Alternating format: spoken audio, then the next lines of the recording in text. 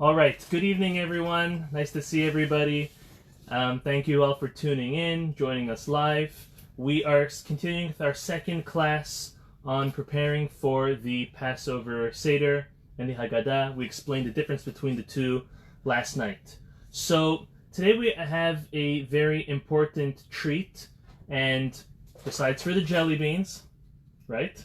Okay, which are not kosher for Passover, so make sure you either finish your jelly bellies or you sell them before Passover. You can always give them to either Ron or Barry, right? Thumbs up. What we're going to be discussing this evening is, again, and this will be the second of two introductions for the Seder and for the Haggadah, and it's going to be important laws regarding the Haggadah and the Seder that, unfortunately, anyone who does not know these laws or fulfill them this way, of course, God, HaKadosh Baruch Hu, appreciates everything that we do and our good intentions. However, the power of knowledge is at our disposition, and it's up to us to learn about it in order that we know how to fulfill it the absolute best. And that's what we're going to do this evening. We're going to learn the basic laws and obligations that we have for the Passover Seder. So yesterday was just a broad overview, a little bit of the background, the history of the evolution of the Haggadah. Tonight we're actually going to speak about some specific laws that we have, opportunities that we have to fulfill for the Passover Seder. So the first is we're going to discuss that there are two different Torah obligations that we have, and then there are 5 Rabbinic obligations we have. So 2 Torah Mitzvot. The first one is the Mitzvah of relating the story of the Exodus.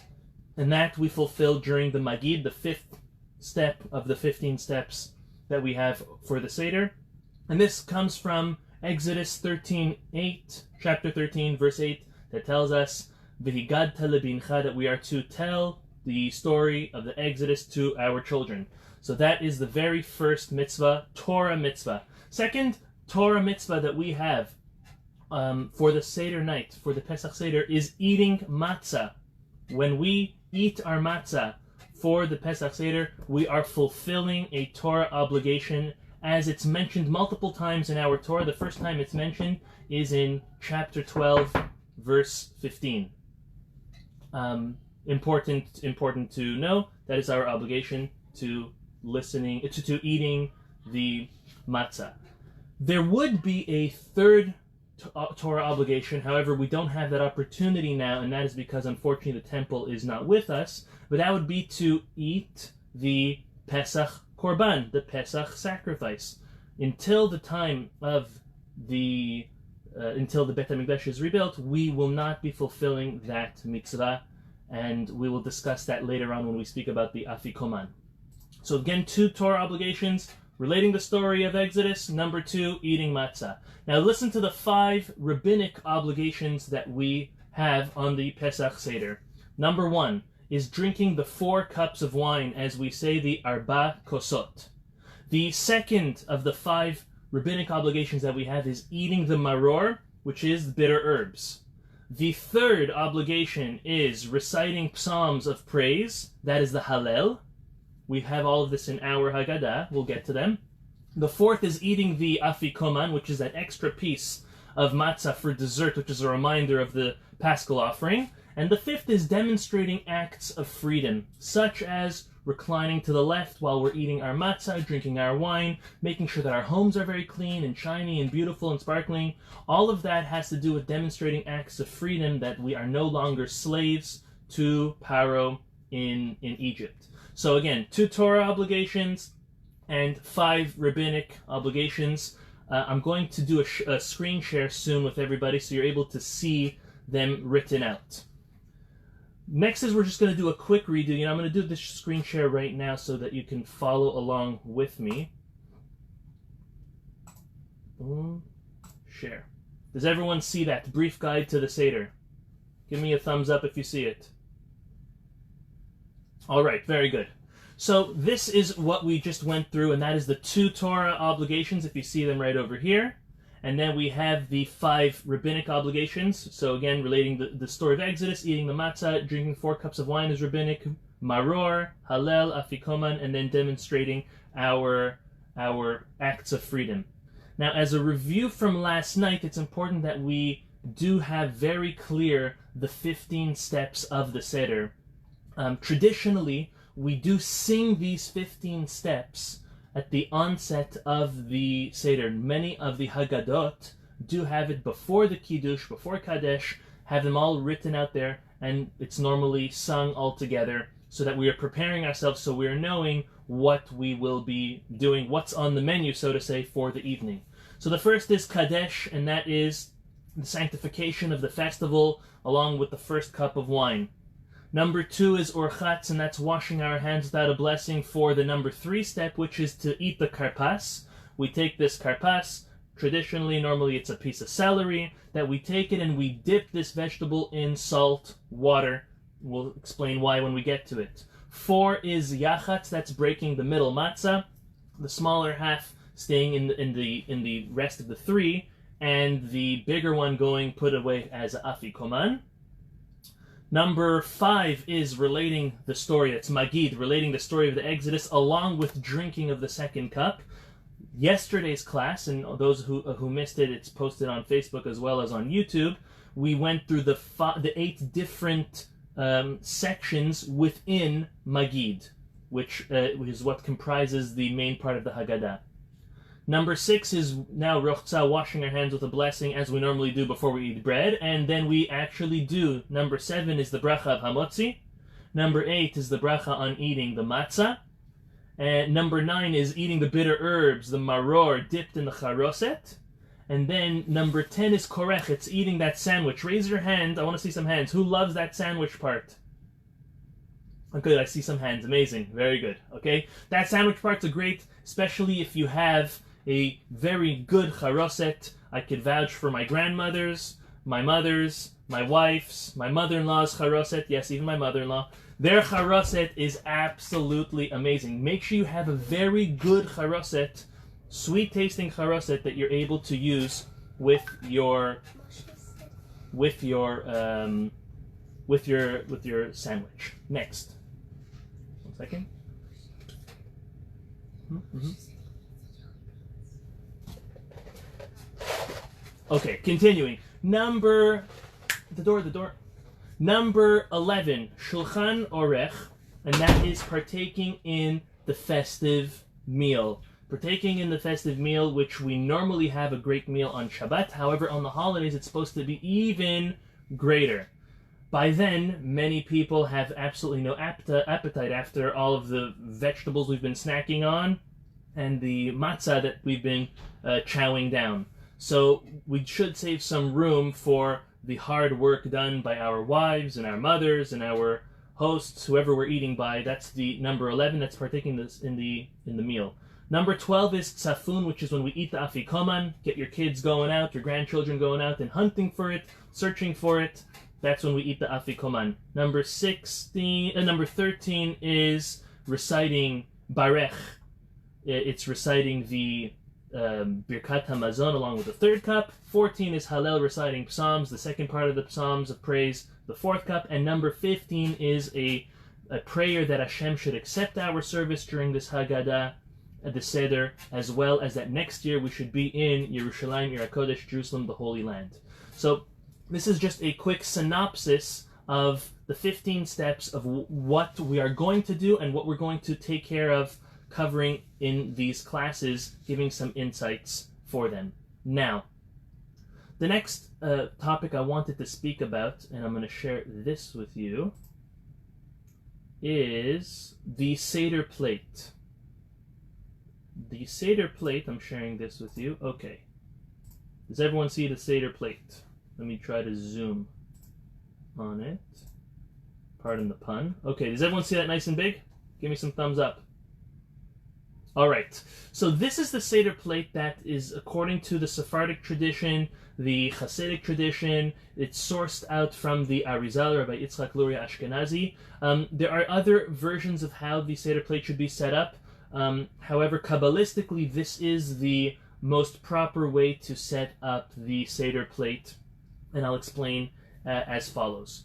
On the top, so let's start in the middle. In the middle is where we put the Maror, and the Maror is bitter herbs. Normally we use romaine lettuce, and we'll speak about the romaine lettuce in a moment, or endives, or pure horseradish. Don't invite me to your Seder if you're serving horseradish. Anything else I'll take. Endives or romaine lettuce, but no horseradish. Okay.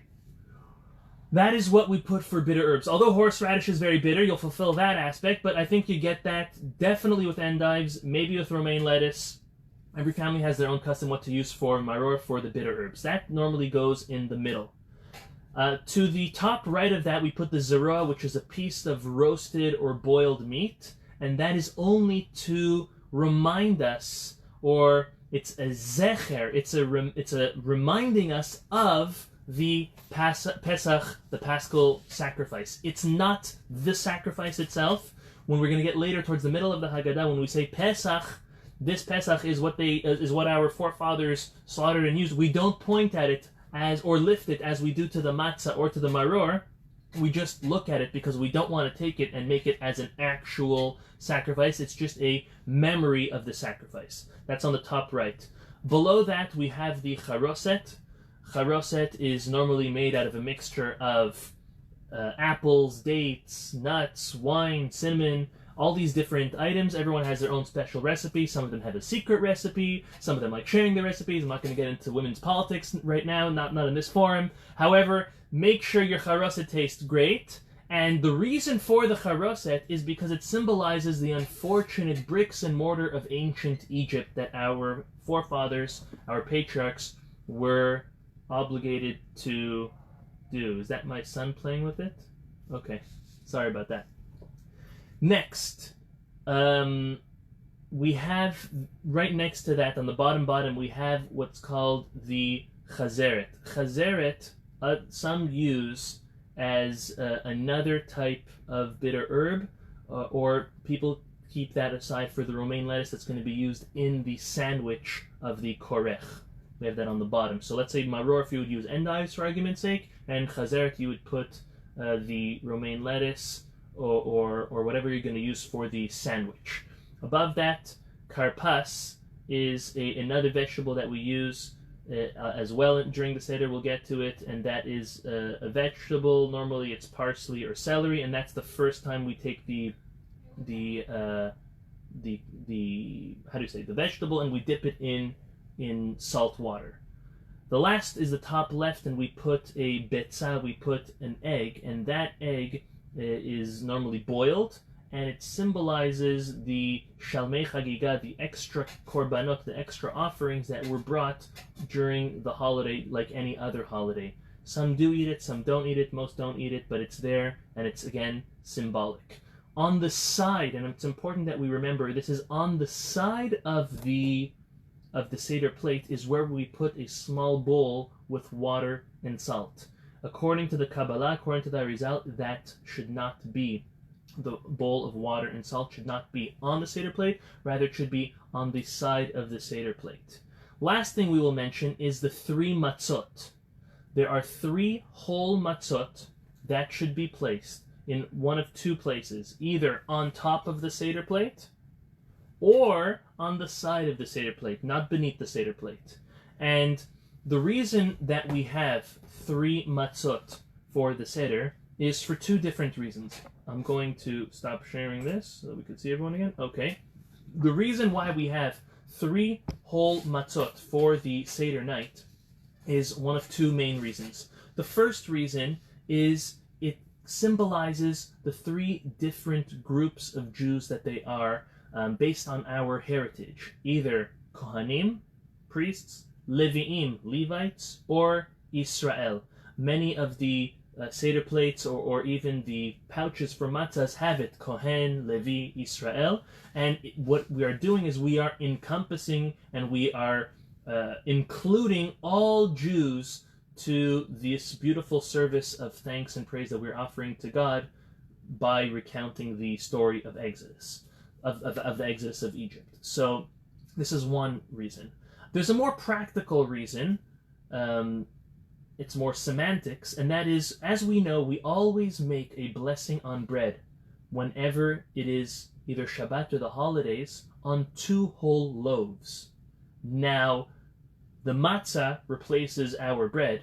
And what do we do early on in the Seder? We do what's called Yachatz. What number is Yachatz? Yachatz is number 4. That takes place before we make our blessing on the bread. The blessing on the bread is number 7 and 8, motzi and then matzah. But already at step number 4 in the Seder, we're breaking the middle matzah in half. So, how are we going to make a blessing on the bread when we don't have 2 whole loaves? Or how are we going to make the blessing on the matzah if we don't have 2 whole matzahs? And for that reason, we have 3 matzahs. We have the whole one, we have the cracked one, and then we have the other whole one. So when we make the first blessing on hamotzi lechem min haaretz, on the bread aspect, on the matzah, then we take it and we are holding both whole ones with the cracked one in the middle.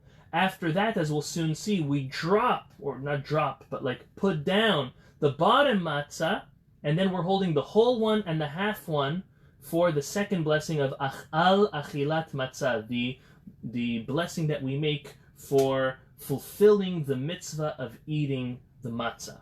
So this is what is taking place, why we have specifically 3 matzahs on the Seder table. Next, I'd like to discuss are some very important halachot for the Seder that hopefully I will have all in writing available to everybody after the class as well. These are notes that I've been putting together over the past couple years, and they are, I think, concise and to the point. The first thing that we would like to address is one of the blessings. If anyone has a Haggadah, it's the blessing that's made right at the end of the Kiddush. And that is a blessing that's made in multiple times in our life or during the course of the year, and that is the blessing of Shechianu. I'll read it out, I'll say it out in Hebrew as well as in English, so everyone is very familiar with which blessing we're talking about. We're talking about the Baruch Atah Hashem, Elokeinu melech haolam, Shechianu v'kiyemanu v'higiyanu lazeman hazeh. And this blessing is made not only for the holidays, it's also made when a person purchases something, a new piece of clothing that makes them extremely happy. This morning I did a circumcision. The father of the baby boy made a blessing of Shechianu. What does Shechianu mean? I did a wedding on Sunday night, and the groom made a blessing of Shechianu on the talit as well on his new life. The blessing is translated as follows: Blessed are you, Lord our God, King of the universe, who has kept us alive, that's Shechianu, sustained us, that's V'kiyemanu, and has brought us to this season, is Higiyanu Lazman Hazeh. So this is our great blessing where we are thanking God, and it's also mentioned at the end of the Kiddush by our holidays. Sukkot, it's mentioned. Shavuot, it's mentioned. Rosh Hashanah, every holiday we also say Shechianu. So too, on Passover, the Shechianu is mentioned, like all the other holidays, in the Kiddush. Besides for Yom Kippur, where there is no Kiddush, where the blessing of Shechianu, because Yom Kippur is also a holiday, is mentioned at the synagogue at the onset, right at the beginning of the Yom Kippur services. But besides for that, every other holiday, the Shechianu is mentioned at the end of the Kiddush. Again, you'll find it in all your Sidurim, you'll find it in whatever Haggadah you're following along with. Now, why am I mentioning this to us? Because it is a blessing that makes us very happy. Can you imagine? We're thanking God for allowing us to live, to sustain us, and to bring us to this auspicious, very happy moment. Again, by Pesach, not by Pesach, by Chanukah, we also say Shechianu on the first night of lighting our candles. So when it comes to making a Shechianu, of course we have in mind the Holiday of Passover. However, when our sages told us to make this blessing, they also intended for us to have everything that is the first of for this year or for this holiday in mind as well. So I put a list together of 8 specific things that we are thankful to God for giving us life and allowing us to get to this moment of the Kiddush of Passover. So the first is the obvious, the Holiday of Passover. That's, we know. Then it's the next two, and we know what these are. These are the two Torah obligations we have that night. See, everything is important for us to conceptualize in our minds so we can fulfill it in the greatest ways. Again, as we know, there's three aspects to what we do. There's our thought, there's our speech, and then there is our deeds. In order for us to fulfill at the highest level our eating of the matzah, we need to think about what we're doing. We need to verbalize it. We do that through doing a blessing, and then we need to actually do it. So activating our minds to thinking that exactly what we are doing and why we are fulfilling it is a very important step in the fulfilling of the mitzvah, fulfilling of the obligation process. So the first thought in our minds of the blessing of Saffiano is for the holiday of Passover. The second is the obligation of V'higad talabincha, that's telling over the story of Exodus. That's a Torah obligation. The third is the Torah obligation of eating matzah, as we explained. Next, it's those rabbinic obligations. Drinking the 4 cups, number 4. Number 5, the rabbinic obligation to eating the Maror, the bitter herbs. Also, we should have in mind any new clothes purchased in the honor of the holiday. I remember growing up, it was a great tradition. I remember my grandparents would always take us out. Sometimes it was just my grandmother, sometimes it was my grandmother and my mother, sometimes it was everybody all together. We used to go out and we used to get a new suit for Passover. This was something which was imprinted in my mind. Whether we get a new suit any other time in the year, we always got a new suit for Passover. And that is another display of freedom. So, I don't know what the shopping season looks like this time of year. However, if by any chance you do have any new clothes that you have in your closet that you have not used yet, it would be a very nice time to wear them for the Passover Seder while we're doing the Haggadah, and when we make the Saffiano, to have in mind those new clothes as well, or those new utensils. This year it's very common. Many people are doing Passover at home. They're not eating by a friend's house. They're not eating elsewhere. Social distancing, physical distancing, however you want to coin the term. Many who normally travel out of town or go to all-inclusives, they're not having that. So people are buying new utensils, pots and pans and tableware. All of these stuff by themselves, we don't make a new blessing of Saffiano. However, they may make us happy that we have them. So we have in mind any new purchase that is done in honor of the holiday. This Saffiano that we make in the Kiddush should also have that in mind. Important to note. I just want to say as a side note, when it comes to purchasing a new suit, I remember something that my father told me in the name of his grandfather. I think my father is on. Is he on still? He was on. Oop, where am I? 1 second. He was on. Anyways, my father told me that his grandfather, many, many years ago, his grandfather passed away already, but his grandfather was one time laid off of his job. And it's a very hard thing to be laid off from your job. You're in this suspense, you're unknown, you don't know what to do. So the first thing he did was he went out to a store and he went and he bought himself a new suit.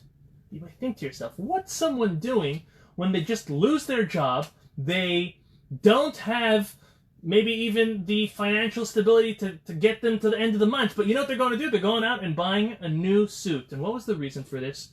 There's a couple different reasons. Reason number one is when a person is put together, it's very much more probable that they will go and find themselves another job and be hired by someone else. So therefore, he went out and he went and purchased a new suit, because now he's on the market, as they say.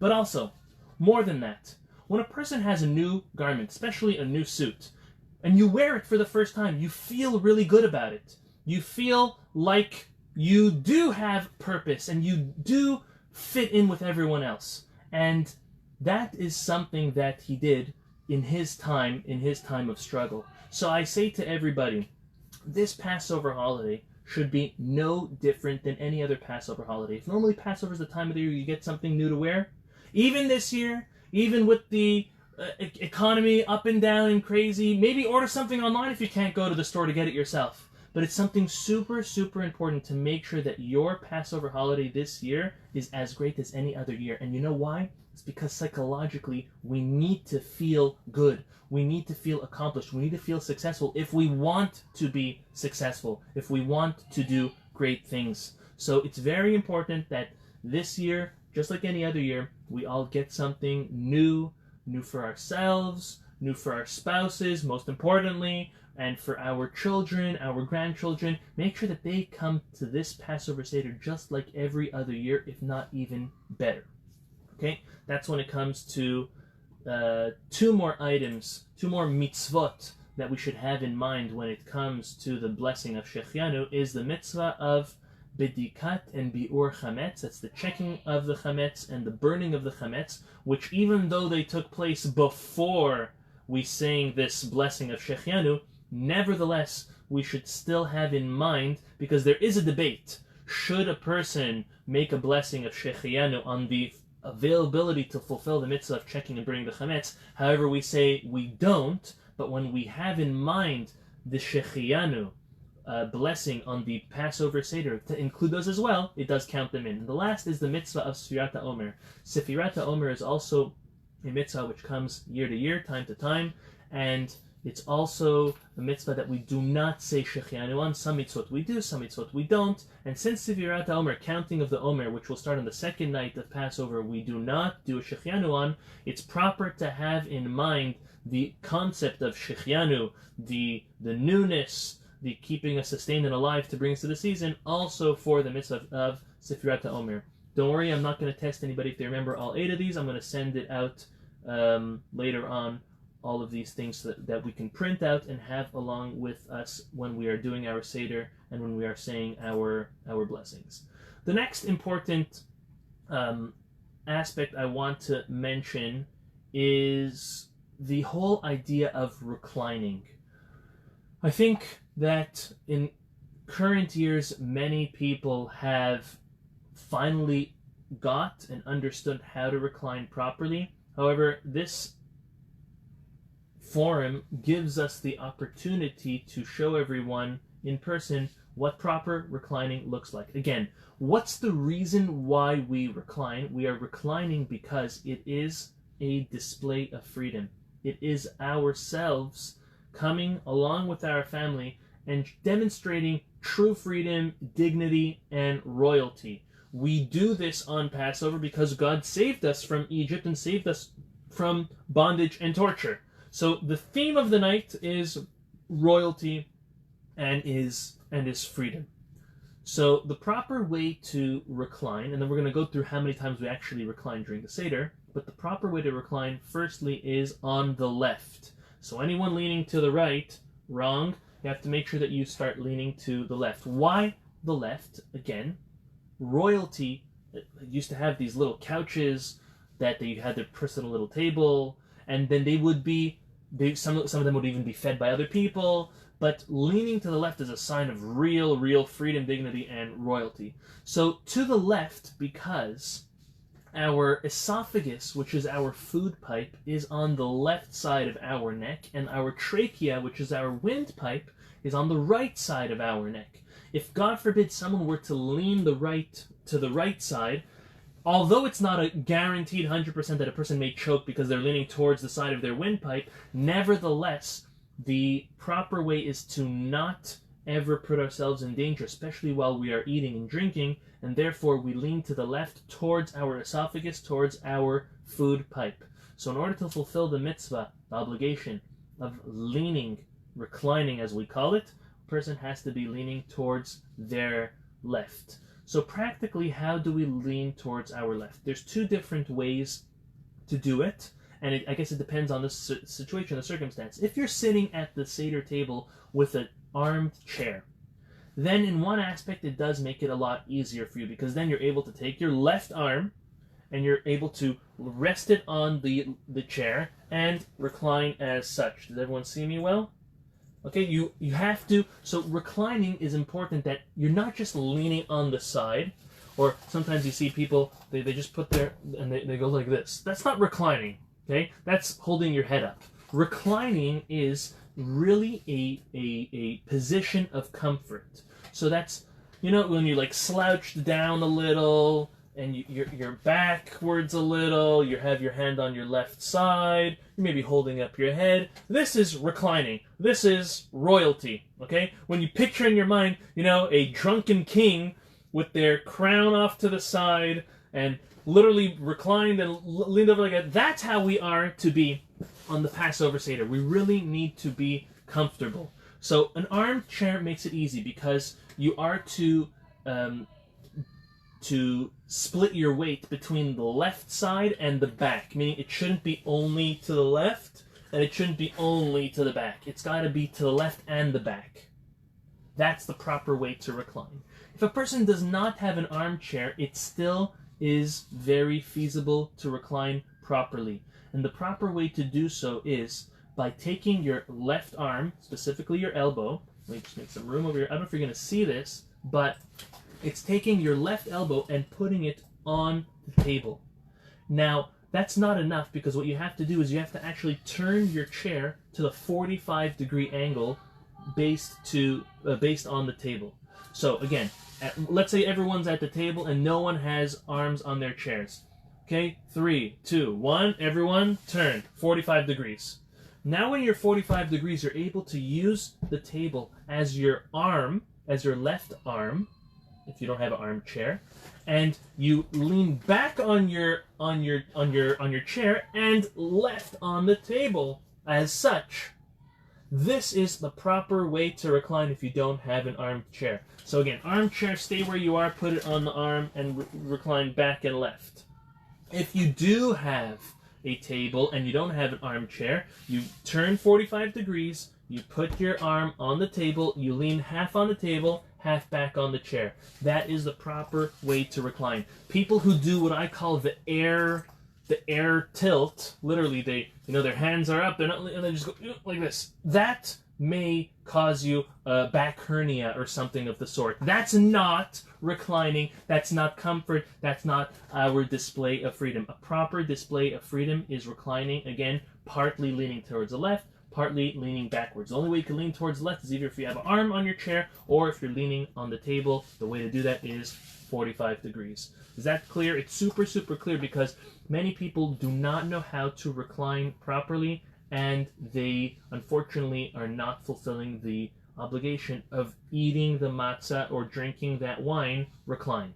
So, how many times do we recline on the Passover Seder? The answer is a total of 7 times. When are the 7 times? Well, easy. The 4 cups, and then the 3 times we eat matzah. That's the first time we eat matzah, the second time when we eat it in the sandwich, and the third time when we eat the Afikoman at the end of the meal. So that's 7 times. That's 4 for wine, 3 for matzah. If a person wants to continue eating the rest of their meal, they're allowed to recline to the left. It's nice to, if you find it comfortable. That's the hard part about this obligation is nowadays, since we normally don't ever recline when we eat, so it's like not so comfortable for us to do so. However, if a person wants to recline all meal long, it's a beautiful thing and they should. A person should not recline, however, when we eat the bitter herbs or the karpas. We do not recline during those times because those are more signs of sadness and bitterness and not us displaying our freedom to recline in the freedom, dignity, and royalty that we normally do. Left-handed people, great question, should also recline to the left, and this answer for that is simply because their esophagus and trachea don't automatically switch positions because you start writing with your left hand. So, again, righties and lefties all recline to the left. Another question is, as weird of a question as it sounds, is should women recline to the left or not? There's a whole bunch of literature based on the Talmud as well as other halachic sources. If a child is allowed to recline in front of their parent, if a student's allowed to recline in front of their rabbi, or if a wife should be reclining at all, or a woman, for that matter, should recline or not. What's the reason? So, when it comes to children and students, it's disrespectful, so to say, for a child or for a student to recline in front of their father or mother or in front of their teacher or their rabbi. And for that reason, a person is supposed to ask permission, ideally ask permission from their parents or from their rabbi, from their teacher, if they are doing the Seder all together and they're reclining. But if not, they are automatically forgiven, and obviously they can do it. However, when it comes to women, there is a dispute if women should recline or not, because it may not be dignified. It may not be tsanua for a woman to recline in public. And therefore, halacha l'maaseh, the practical law is that Ashkenazic women do not recline for any of parts of the Seder. Not for the wine and not for the matzah. Okay, this is practical law. Sephardic women, however, do. Sounds opposite of what it should, right? But anyways, let's repeat that. Sephardic women do recline, and Ashkenazic women do not recline.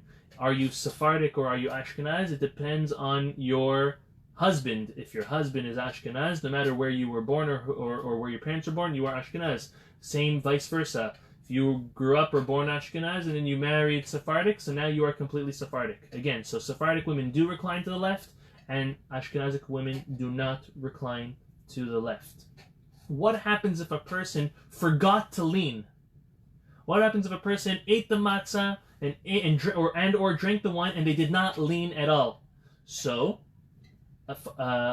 since women are not absolutely required to lean, even a Sephardic woman who ate the matzah or drank the wine and did not recline does not need to go back and re-drink it or re-eat it. However, men, unless it would be way too difficult, they are supposed to go back and re-drink that cup of wine or re-eat that matzah if they forgot to recline. So it's important that we know that. That's why it's important that at the beginning of the Seder, whoever's leading the Seder or someone else there should remind everybody, please make sure to recline, and then somebody should really be making a big deal about reclining to remind everybody to follow and actually go and recline.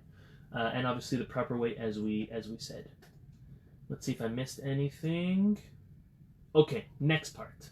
I want to speak about the different amounts. And there are three specific amounts we need to speak about. There's the amount of wine that needs to be drunk, the amount of matzah that needs to be consumed, and the amount of maror, l'chaim. I got a surprise for you, get ready.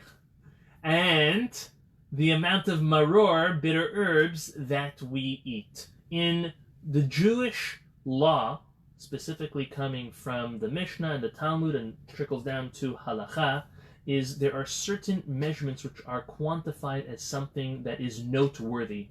So the terminology revi'it is the proper amount of wine to be drunk. And when a revi'it of any liquid is drunk, that's when a after blessing is required.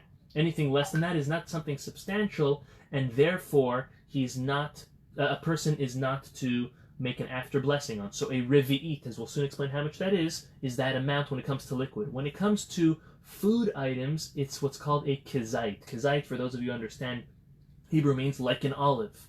But back in the day, the olives were bigger than today, and the quantity that constitutes something as important enough to eat is a kezait, and we'll explain what that exact measurement is. So when it comes to wine, there's different opinions how much wine needs to be drunk to constitute drinking a revi'it, and the basic, most lenient yet acceptable halacha says that 81 milliliters of wine is the minimum amount a person needs to drink. 81 ml is not that much. If anyone would take a look, here's a little metric cup, okay? And see, here's your 50 mark, really not that much, and here's your 100 mark. So anywhere between there is your 81 ml. I filled up earlier today 100 ml of water, and I put it in your classic plastic cup, and it got to somewhere around here. That's really not a lot of liquid to drink. Now, why is it that we are so careful about how much we drink? Well, there's two things. Number one, we don't want to underdrink, because then you didn't drink enough. But we also don't want to overdrink, because for people who can't really hold their alcohol, especially after a long day of preparing for the Seder, as well as not getting anything in your stomach. You know what the first two things to get in your stomach is some wine, a little bit of celery, and then some more wine. And then we're reading, and it could get a person a little tipsy or lightheaded, and therefore we don't want to just be chugging down wine, because that would defeat the purpose of the Seder atmosphere and experience. So knowing how much we're drinking is important. Now, another thing which is something that we should know about when it comes to drinking the wine is that the cup that we use should be pre-measured. When I say that is, take your measuring cup, put 100 ml. Why am I saying 100 ml? Because even if you get exactly 81, by the time the 81's in here and it gets put in here and then gets drunk, that's less than the amount. So I always say, to be safe, and even though 81 is a little on the low end, others say you need 86 milliliters. Put 100 milliliters in a cup of water and go over to the cup you plan on using for the Passover Seder. Not one of these, okay? It could be a glass cup, it could be a silver cup, something special, something that you're going to use for the Passover Seder, and go and see how many milliliters does this cup actually hold. This cup holds, I think it's like 250, almost 300 milliliters. Now that's a lot of liquid. I think it's more like 250. But either way, that's a lot more than I need. I only need 80, 81, 86, 90 milliliters, not that much more. So it's also proper that we understand that we should drink the majority of the cup that we have. So Eileen, raise your cup to everybody. That cup holds a lot of wine, way more than a revi'it. So holding it the way you're holding it is maybe fashionable or something that people like to do. However, when it comes to making a blessing on it, a blessing is always made on a full cup. And therefore, and therefore, the blessing that is used for the Passover Seder Kiddush and the cups that we drink should be a smaller cup, because it should be full and we should drink the majority of that cup. So it doesn't need to be only 100 ml, 150 ml, 200 at the tops. So this way, when we drink it, we are drinking a majority of the cup. That is the proper way to do it. If you only have big cups, it's fine, it's not an issue. But it's proper that we understand that the amount of wine that is being drunk should be over, at least a little over, 81 milliliters in order that we fulfill the mitzvah properly. The type of wine that is used on Passover is specifically red wine. There's a couple reasons for this, and number one is, unfortunately, to remind us of the very horrible reality that Paro bathed himself in Jewish babies' blood. So the red wine referring to the blood. Now, obviously, it's not a happy thing, but it's still something that still gets us in the mood of the whole idea of Exodus. The next reason why is in order to remind us of the first plague, of when all the water turned to become blood. Others say it also reminds us about the blood of the Korban Pesach and the circumcision, the Brit Milah, which were in those two mitzvot, the merit that the Jewish people were taken out of Egypt, and the merit that will eventually bring the Geulah Shlema, the final redemption and Mashiach. So that's why we use specifically red wine for the Passover Seder, alluding to those concepts. For women who would not like to drink wine, if like they say they don't normally drink wine or they don't like wine, they can ideally use grape juice. For men who have a hard time drinking wine for all 4 cups, to some of us, including myself, that may not be something that we're able to handle. So you could start off with wine, you could mix wine and grape juice, or you could just go grape juice. Ideally, it should be wine. when we drink the wine, it should be at least a majority of those 81 milliliters in one gulp. So it's almost like a shot, but like it's a 81 milliliters shot of wine, which is quite heavy. So again, we're leaning over, we're reclining, and we go literally like this, and swallow it. Okay? That is the proper way to do it. There are some, besides for making it red wine, there are some who say that ideally you should use non-mevushal wine, which means non-pasteurized or cooked wine, because it's greater, it's more important. And how would you know which type of wine is or isn't? So if you take a bottle of wine, okay, I'm sure all of you could show me what you have at home, it's fine. This is a bottle of wine, it's a Cabernet Sauvignon, it's from Zion Winery. If you go to the back of the label, besides the hechsher, which, okay, here's something else about wine, most, if not all, wine is kosher for Passover. It will always say it on it, but kosher wine is kosher for Passover. That's something that we should know, but it will always say it as well. So if we go to where it says the hechsher, sometimes it'll have it in English, sometimes it'll have it in Hebrew, but this one clearly says, I don't know if you could see, it says non-mevushal, meaning it's non-pasteurized. What does that mean? That means on one hand, this type of wine is a more special, better grade type of wine for connoisseurs, obviously, unlike myself. This would be a better type of wine to use for Kiddush and specifically for the Seder night. However, non-mevushal wine should not be handled by non-Jews, as we know, or any Jews who are not completely Shomer Shabbat. So it depends on who is going to be at your Seder table if you should take out non-mevushal wine or not. So this is one example. Other types of wines, I mean, we've got plenty of them over here.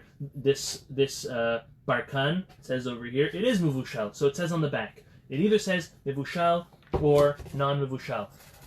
Obviously, this is what you can be using. This is the grape juice. Make sure you stock up on them before there's none left.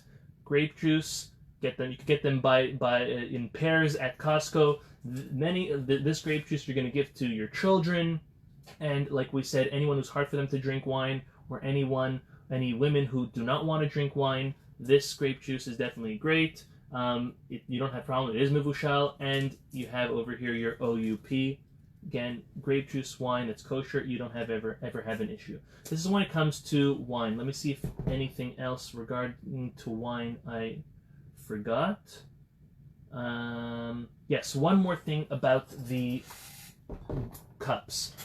It's proper that, and this we should do all the time, anytime we use a cup, is to rinse the cup inside and out before we use it. Not all cups, this is only cups when it comes to doing Kiddush. This is Shabbat, the holidays, and specifically on the Passover Seder. It is a Kabbalistic concept. It may be a hygiene concept that they used to have back in the day. Nowadays, anything that we have put away in the cupboard should be clean. However, on the Passover Seder, when we should be as stringent and forthcoming as possible, we make sure to take the cup that we're going to use and rinse it inside and out for the prior to drinking. So the first cup, that's easy, it's empty, but even in the second and third and fourth cup, we should make sure that we get up, we go rinse out the inside and out, no need to dry, and then fill it up with wine. When we get to Kadesh, which will be hopefully on Thursday night, we'll speak more about specifics. For example, like a person should not fill up their own cup of wine. Everyone should fill up someone else's cup of wine, which is normally not done, but we'll get to all that. Okay, that's when it comes to amounts for wine, which we said is a revi'it, which is 81 milliliters. Next is matzah. We need to eat a kezait, an olive's worth of matzah. However, it's not just an olive. It is more than that. So let's just go and understand when and how much matzah we need to eat on the Passover Seder, so this way everyone is properly prepared and stocking up for matzah for the Seder, for the Haggadah. So we have 3 times, as we said, that we eat matzah. For the first time, motzi matzah, second time by korech, and the third time by the Afikoman. The second one's the sandwich, and the third one is the after dessert matzah that we have. The amount required of matzah is 30 grams. 30 grams of matzah equals 1 kazait. Now, it would be unwise to say it's half a matzah, it's a whole matzah, it's a quarter of a matzah, because as we all know, every matzah comes in a different, well, there's 2 different shapes. It's either square or circular, but different size and different thickness. It all goes based on volume. So therefore, I highly encourage you, if you want to fulfill your if you want to fulfill your obligation properly of eating the proper amount of matzah, get yourself one of these. Okay, this is a very simple diet scale. Okay, I do not use this for my dieting. Okay, this is only for Passover. There's never used for any chametz or anything. It would be easy to kosherize anyways if I would have, because it's plastic and it's all used for cold.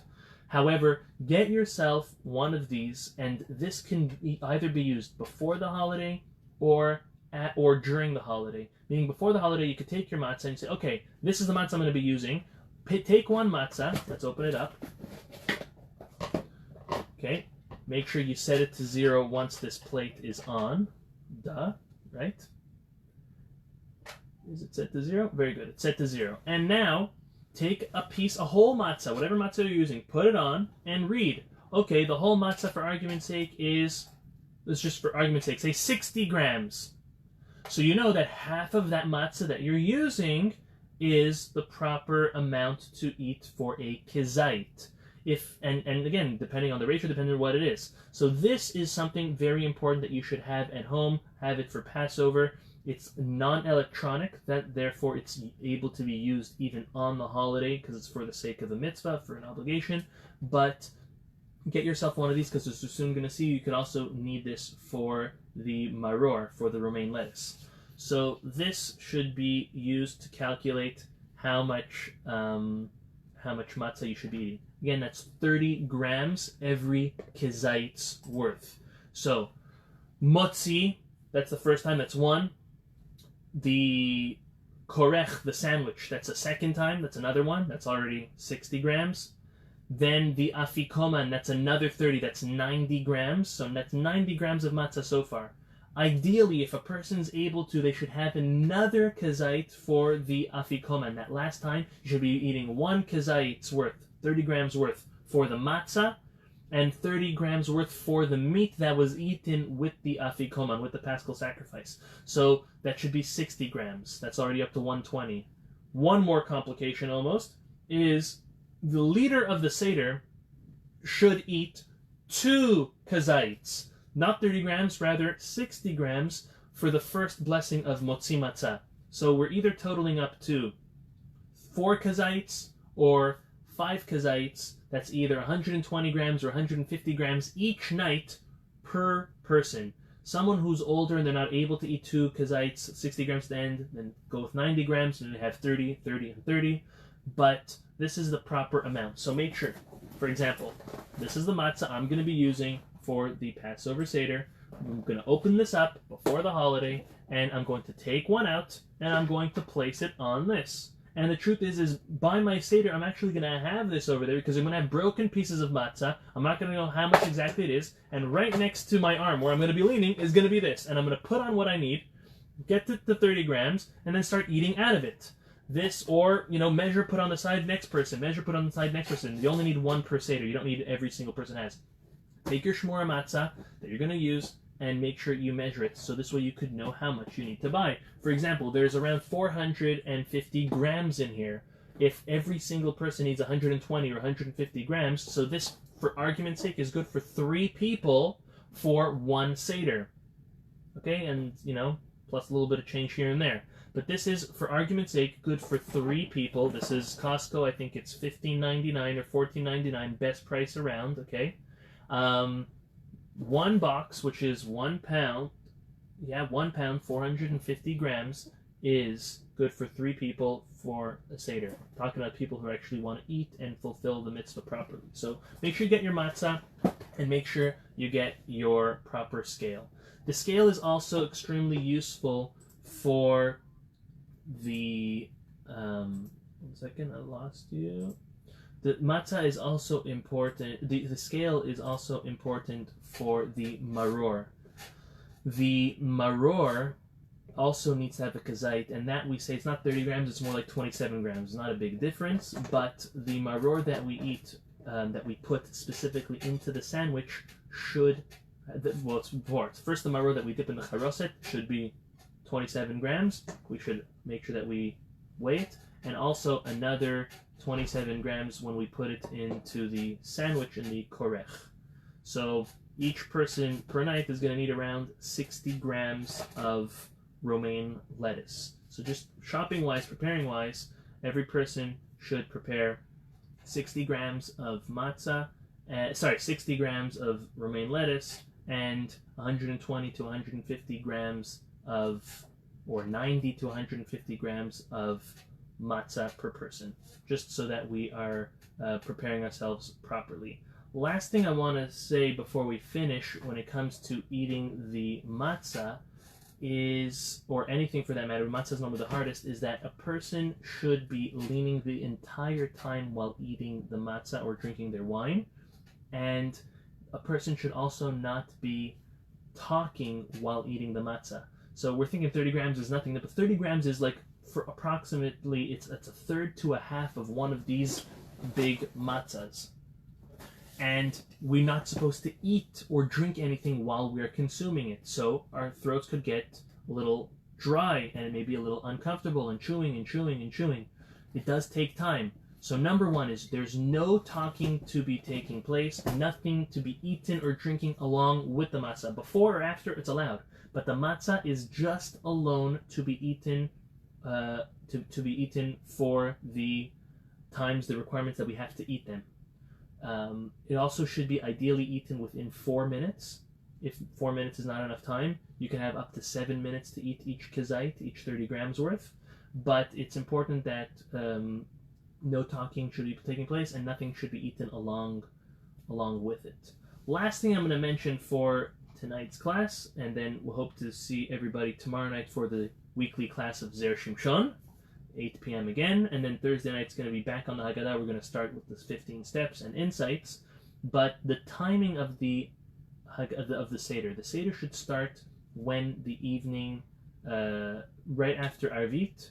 Hopefully we'll be allowed back into our shuls and pray in the synagogue and then come home, but if not, after we pray Arvit, we are to do Kiddush right away. The table should be set from before the holiday starts, and we should do Kiddush right away. The reason why we're starting right away is because we are going to be spending good time over the Haggadah and during this whole Seder, and we need to make sure that we finish the Seder, or we drink that fourth cup by midnight. Midnight, not 12 o'clock, but midnight according to the halachic hour, which would be 1:22 a.m. if you live in South Florida this year.